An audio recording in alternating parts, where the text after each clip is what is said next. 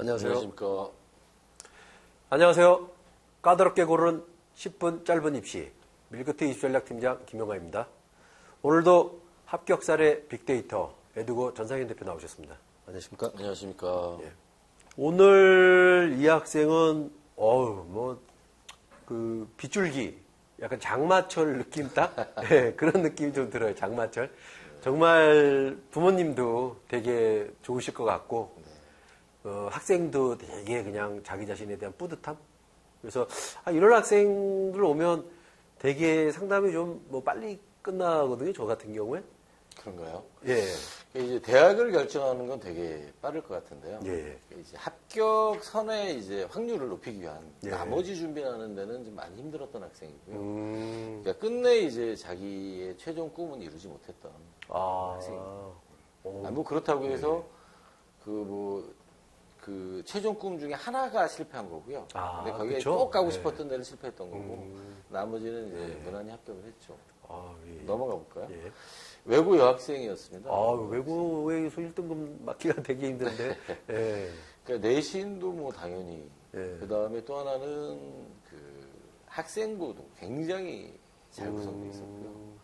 이제 서울대 어학계열을 가고 싶어 했어요. 예. 외고 출신답게 예. 어학계열을 가고 싶어 했고.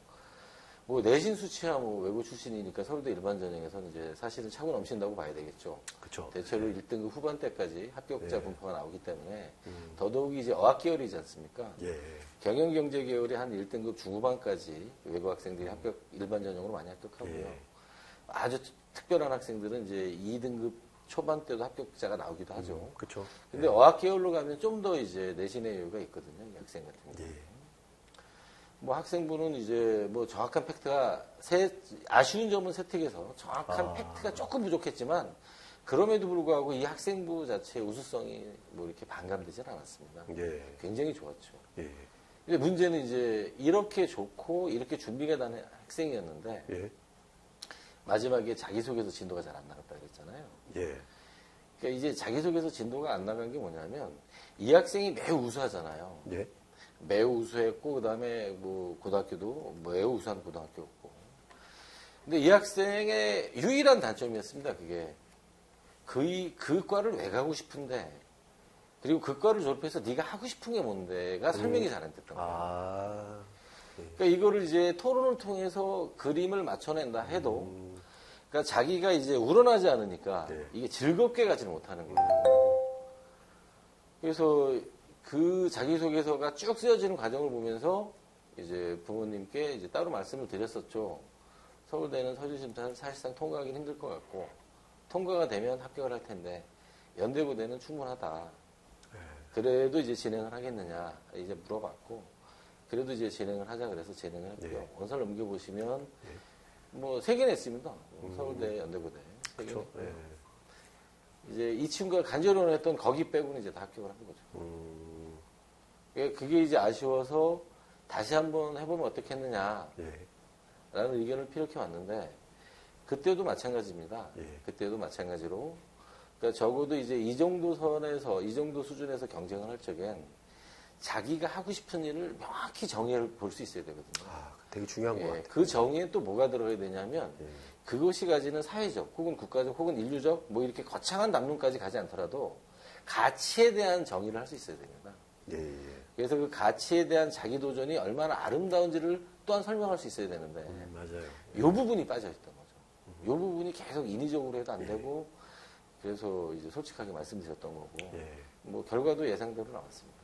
그래서 아까 말씀하셨듯이 대학을 배치하는 건 쉬웠는데 나머지 과정은 되게 힘들었던 거죠. 이제 본인도 많이 아쉬워하고 있고 저도 뭐 이제 많이 아쉽고 이제 그런 학생입니다. 그러니까 이제 그 말씀하시는 거 들어보니까 그 상담할 때 이제 그런 학생도 자주 만나거든요. 네. 막 저희가 소위 얘기하는 그 남학생은 이제 뭐 군대 갈 나이가 돼서도 계속 하고 있고 뭐 사수 뭐 이렇게 해서 갔다 와서 또 뭐 제가 농담 삼아 뭐 장수만세야 뭐 이렇게 또 해 막 제가 막 이렇게 이제 재수학원 같은 데 가보면 이제 뭐 그런 경우 좀 많이 있잖아요. 독학 재수를 가도 그렇고 지금 방금 말씀하신 것처럼 이제 이런 학생들 같은 경우에 이제 조기 졸업하는 학생들 보면 또 성적이 또 아주 우수한 학생들 많잖아요. 네.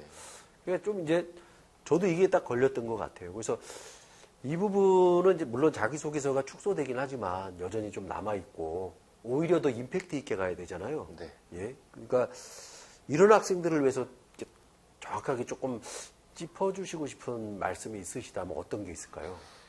이제 우리가 이전 편에 설명되었던 그 내신 성적이 매우 안 좋았던 미디어 계열을 갔던 학생이 있잖아요. 아, 예, 지난번, 예, 기억납니다. 예. 그런 경우에는 다른 것에 대한 것이 필요 없었죠. 예. 방송반 활동했던 몇 개의 경험을 맞아요. 가지고도 예, 이제 기억나요. 충분했던 예. 건데 문제는 이제 이 학생이 경쟁하는 수준에서의 문제입니다. 그러니까 이 학생이 경쟁하는 수준의 대학은 사실은 이제 누가 합격해도 이상하지 않고 누가 떨어져도 이상하지 않잖아요. 그러니까 그런 상태에서 경쟁을 할 적엔 반드시 자기가 자기 학생부에 자기 가치를 담는 게 굉장히 중요하다고 생각합니다. 꿈도 중요하고 그건 당연한 문제고요. 그 다음에 그 꿈의 가치를 스스로 설명할 수 있는가. 이게 이제 저는 굉장히 중요하다고 봐서 이 정도 성적대 고1, 고2는 애초에 그것만 가지고 저희가 세미나를 한 번씩 합니다. 그래서 그 가치를 발표하게 하고 그걸 같이 토론하게 하고 그리고 그걸 좀 더 내용을 풍부하게 만들고 그러면 이제 그게 정의가 되면 읽어야 될 책이 무엇인지 저절로 찾아지잖아요. 그 다음에 해야 할 활동이 뭔지도 스스로 설계하기도 쉽고 이제 그렇게 이제 저희가 이끌어 주는데 어쨌든 이제 자기가 어느 수준에서 경쟁할 건지를 반드시 보고 그 수준에 맞는 고민을 해봐라. 그렇죠. 이 이야기를 해주고 싶습니다. 예. 되게 중요한 말씀인 것 같고요. 정리하자면 이제 자기가 하고 싶은 일을 명확하게 좀 결정을 하고 또 꿈을 명확히 해야 자소서를 쓰던 본인이 이제 그 세특을 준비를 하던 그 부분이 명확히 방향성이 정해진다 뭐 이런 말씀 같습니다. 네. 예. 자, 오늘도 나와주셔서 고맙습니다. 네, 감사합니다. 자, 수험생 여러분, 오늘도 건강한 계획으로 원하시는 대학에 합격하시길 바랍니다. 감사합니다.